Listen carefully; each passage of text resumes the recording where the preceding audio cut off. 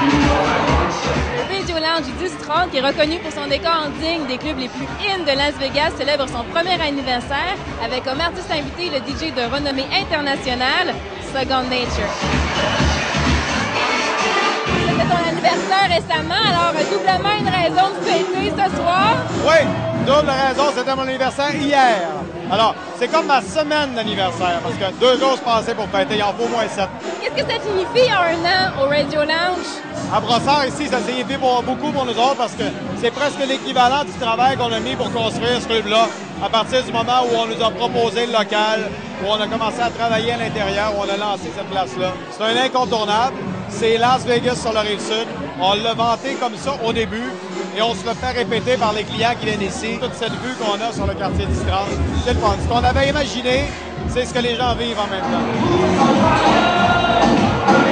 J'ai lu dans un article que tu avais hésité à t'investir dans le projet. Après un an, quelles sont tes impressions sur le Radio Lounge? Tu vois, si j'avais dit non au départ, là, ce soir, en voyant ça, je le regretterais beaucoup.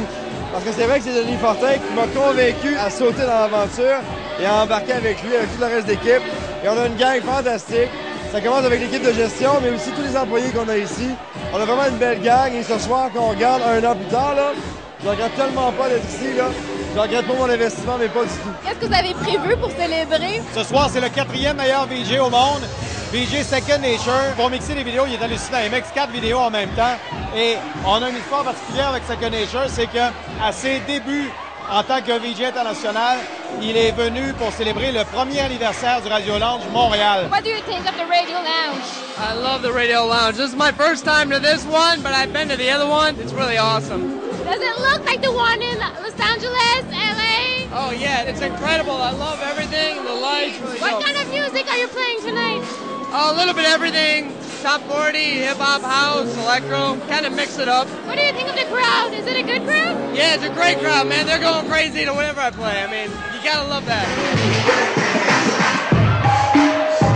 C'est quoi l'ambiance typique du Radio Lounge? On se prend pas la tête, c'est décontracté, on s'amuse. Puis c'est un quartier qui est différent de Montréal, c'est un crowd, c'est une énergie qui est différente. On est bien entouré, c'est comme ça le Radio Lounge généralement. Il y a encore beaucoup de gens qui hésitent à sortir sur la Rive-Sud.